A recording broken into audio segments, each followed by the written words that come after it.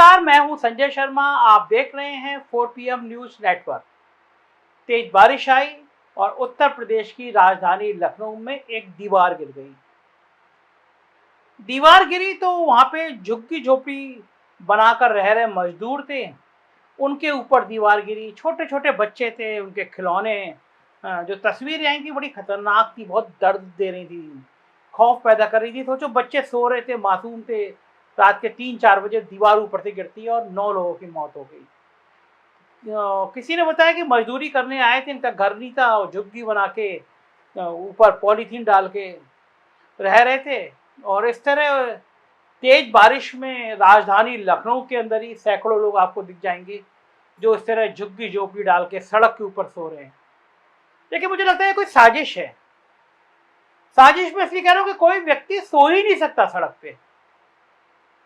इसलिए नहीं सो सकता क्योंकि हमारे प्रधानमंत्री जी ने तो बहुत साल पहले कह दिया था कि 2022 तक देश के हर व्यक्ति को वो मकान दे देंगे। और मकान भी वो कांग्रेस वाले स्टाइल का नहीं देंगे, छोटा सा दीवारें खड़ी कर दी। मकान देंगे, बड़ा सा मकान देंगे जिसमें नल होगा, हर घर में नल होगा, नल में पानी होगा, गैस का कनेक्शन होगा। तो प्रधानमंत्री जी झूठ कैसे बोल सकते हैं? और जनता से बात कर रहे हैं, संवाद कर रहे हैं, तो उनके हिसाब से तो 2022 में पूरी जनता को मकान मिल गया। अच्छा, आपको मेरी बात पे यकीन नहीं आ रहा? सुन लीजिए आपके प्रधानमंत्री जी क्या कह रहे हैं। अगर आपके मुझे आशीर्वाद मिल जाए, मैं ये सपना पूरा कर दूंगा। 2022, देखिए 2022 यानी आज से 3-4 साल के बाद हमारे देश की आजादी के 75 साल होने वाले हैं।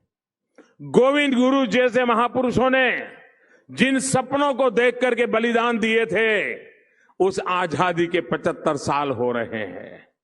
और मैंने व्रत लिया है, संकल्प किया है कि 2022 आजादी के 75 साल होंगे, तब तक हिंदुस्तान में एक भी परिवार ऐसा नहीं होगा जिसका अपना खुद का पक्का घर नहीं होगा।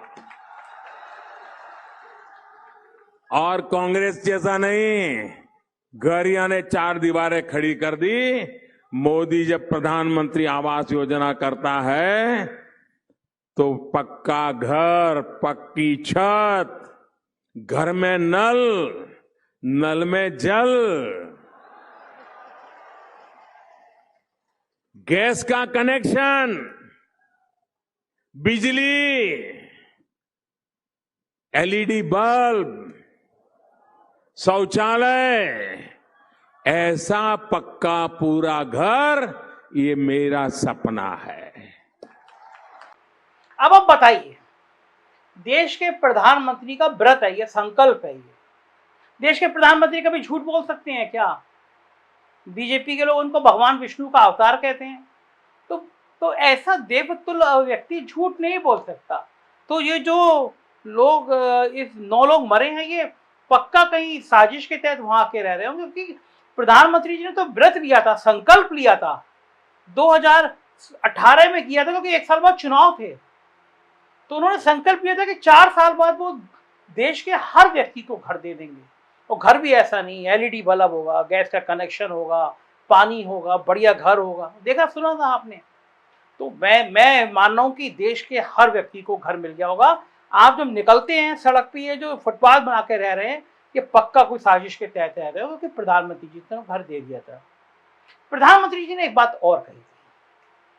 प्रधानमंत्री जी ने कहा था कि भाई स्मार्ट क्यों नहीं एक नए विजन की तैयारी की जाए, स्मार्ट सिटी 100 शहर स्मार्ट सिटी बनाए जाए। स्मार्ट सिटी का इतना बेहतरीन काम हो कि लगे लोगों को कि ये स्मार्ट सिटी है।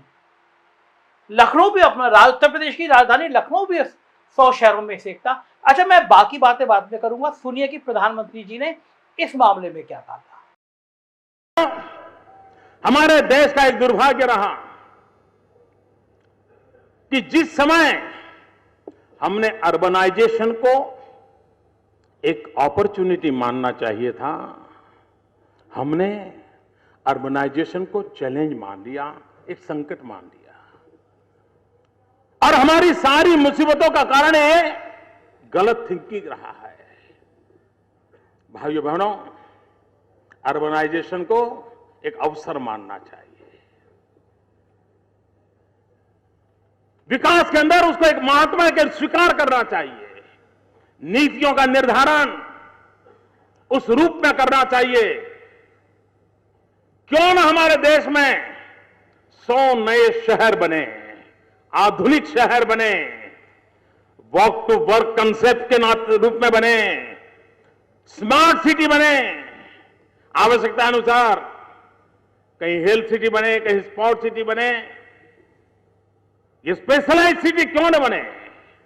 भाइयों बहनों, अगर हम चाहें तो हम 100 नए शहरों का सपना आज देश की आवश्यकता के लिए कर सकते हैं।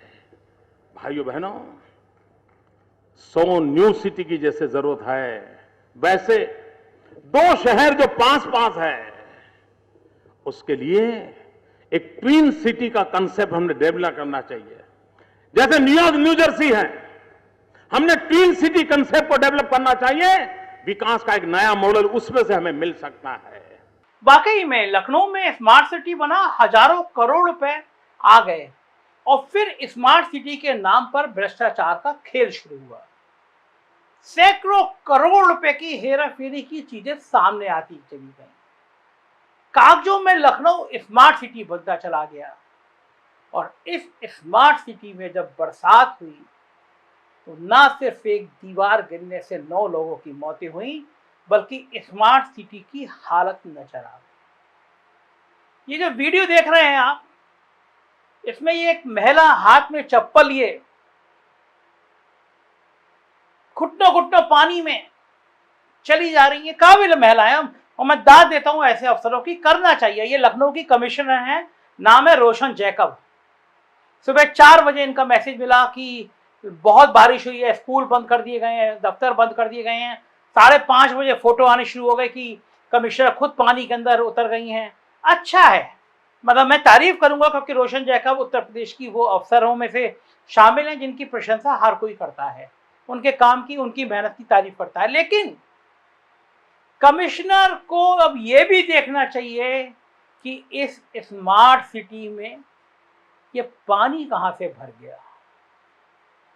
जब 4 साल से 5 साल से स्मार्ट सिटी बन रहा है, सैकड़ों करोड़ रुपए खर्च हो गया, करोड़ों रुपए केवल पानी की ड्रेनेज पे खर्च हो गया, तो फिर वो रुपया गया कहां। स्मार्ट सिटी अगर ऐसे होते हैं जिसमें लखनऊ की कमिश्नर को घुटनों घुटनों पानी में जाना पड़ता है, शहर के जगह जगह से तस्वीरें आने लगी, लोगों के घरों में पानी भर गया, गाड़ियां पानियों में डूब गई, तो फिर ऐसे स्मार्ट सिटी की कल्पना कौन कर सकता है।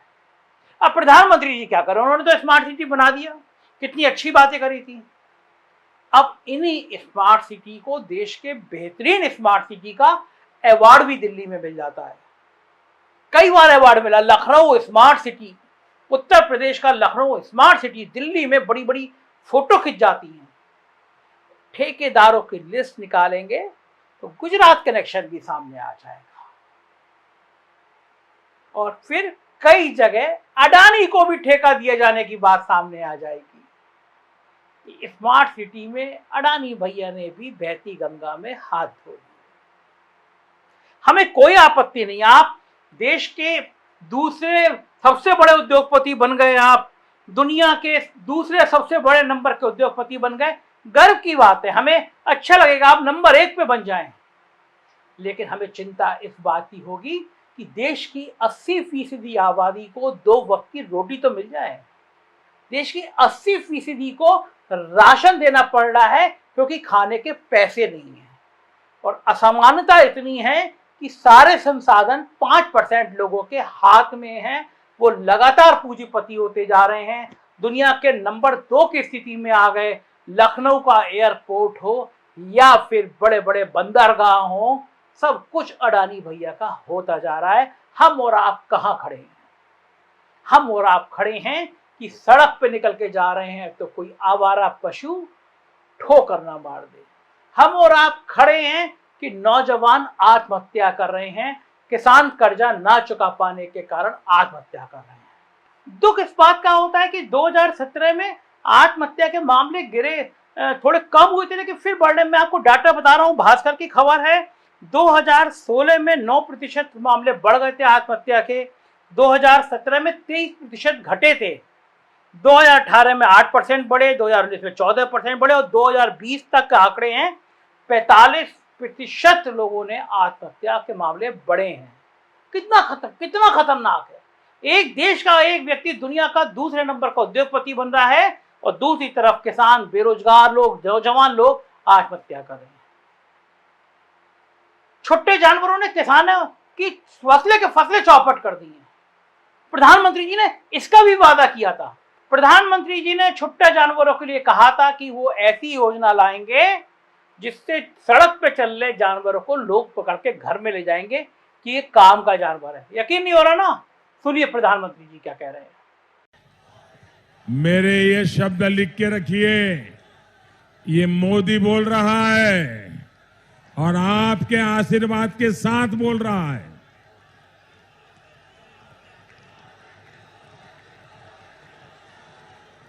भाइयों बहनों, जो पशु दूध नहीं देता है उसके गोबर से भी आय हो, ऐसी व्यवस्था मैं आपके सामने खड़ी कर दूंगा भाइयों।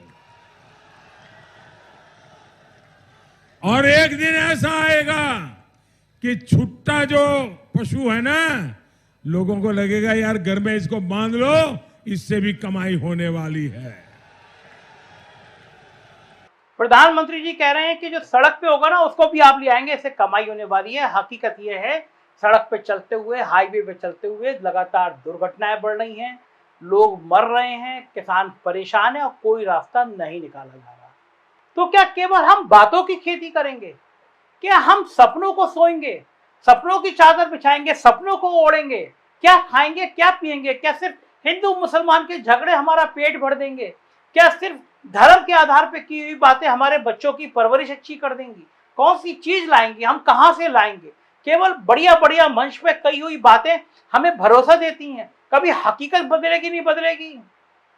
कहना बड़ा मुश्किल है, क्योंकि हर बार एक नेता एक बड़ी बात कहता है और कभी वो दूसरी पार्टी को जब वो गिफ्ट देने की बात करती है, लोगों को, जनता को कुछ सहायता देने की बात करती है, तो कह देते हैं कि रेवड़ी बांटना गलत बात है। और खुद तमिलनाडु में और बाकी राज्यों में रेवड़ी बटती हुई हमें नजर आ जाती है। कहीं सोने की अंगूठी दी जाती है, कहीं कोई और कुछ दिया जाता है। ये हमारा लोकतंत्र है।